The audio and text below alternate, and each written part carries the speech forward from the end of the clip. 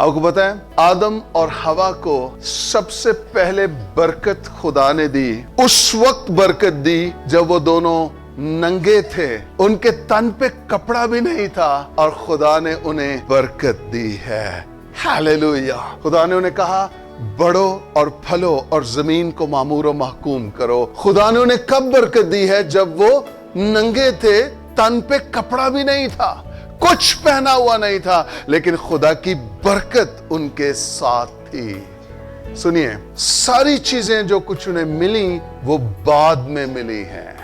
हम बाज़ कहते हैं मैंने ब्रांड पहना हुआ है, मैंने यहां से परचेज किया है, मैंने वहां से परचेज किया है। ये बरकत नहीं है, ये मादी चीजें हैं जो आप अपने इस्तेमाल के लिए ले रहे हैं। कुछ को नसीब हो गई हैं, कुछ को नहीं हुई हैं, लेकिन यकीन कीजिए बरकत आपके अंदर है। हालेलुया।